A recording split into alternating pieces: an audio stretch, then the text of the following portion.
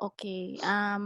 Good day, everyone. My name is Aimee Morales, and today we are talking to Professor Ireneo Olavides, also known as Manong Eric, the founder of Eskrima de Campo JDCIO.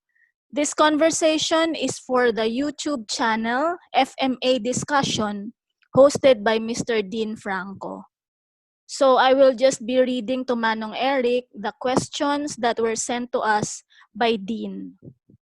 Yan. The first question is, number one, what was your first FMA experience? When? What style? And who was the teacher? My first encounter in the art of Eskrima was sometimes in 1957. I was 13 years old at the time. It was my uncle, Martiniano, who cum lumakang, who taught me the Boholano style. The word Boholano refers to the people living in Bohol, an island in the eastern region of Visayas, Philippines.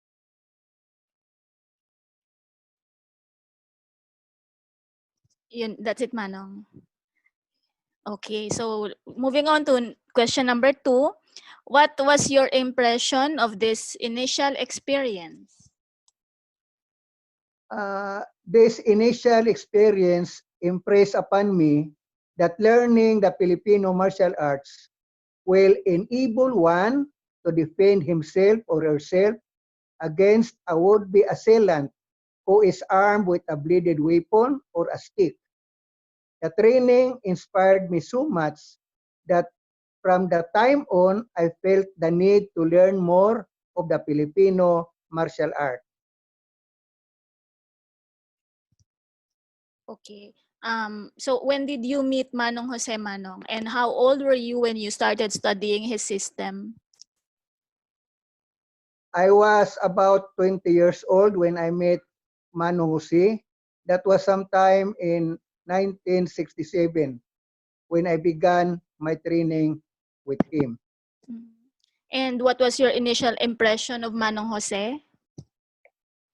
The first time we met was when he came to my store in response to my letter invitation. He was courteous and respectful when he approached me.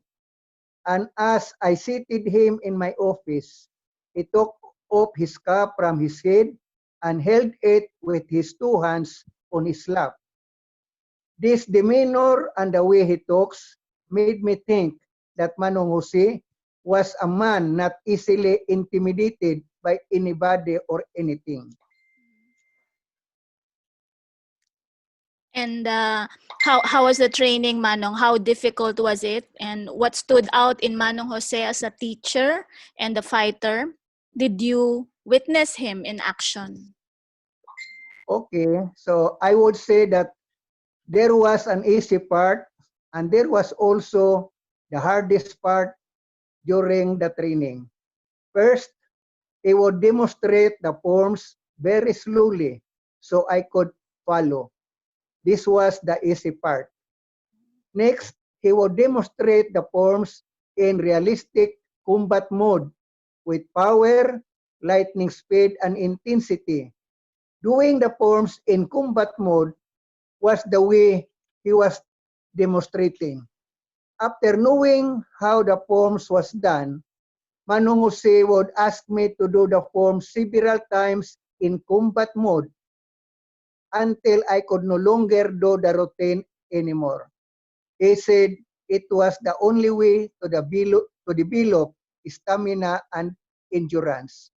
What stood out in Manong Jose as a fighter was his extraordinary strength and how he exploited this inherent physical attribute in the physical expression of his Eskrima system.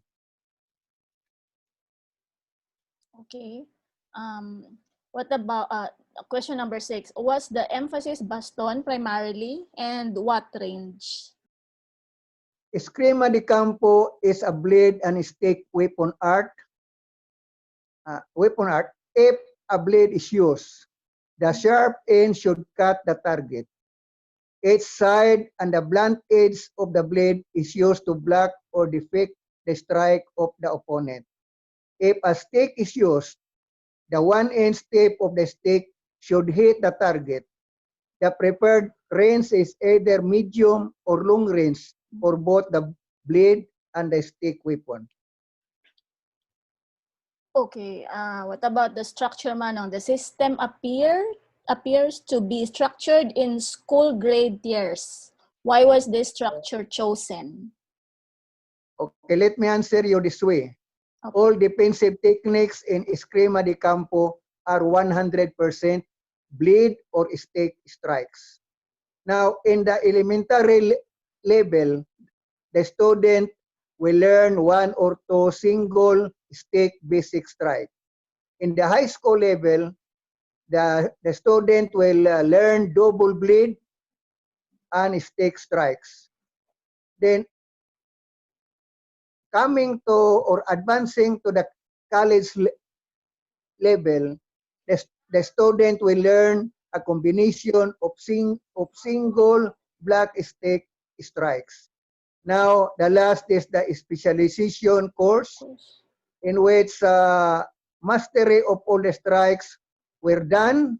Then internalization of all the defensive strike forms were evaluated by Manong Jose Caballero, and the last lesson is teaching me in all of his fighting strategy and tactics.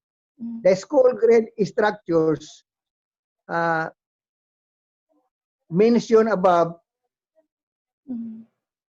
guide both the teacher and student in the teaching and learning process of the system. Okay. So I think, Manong, that answers also the question number 8, no? Because question number 8 states what were the different levels and what did each level stress. So I'll move on to number 9. What are your goals for the system? The goals for the system is for me and my trusted and loyal students to pass on the art to trusted and deserving students who will preserve and protect the art and continue the established tradition and culture of the system. Okay. The final question. I think a lot of people are waiting for the answer for this one. How can one pursue training with you?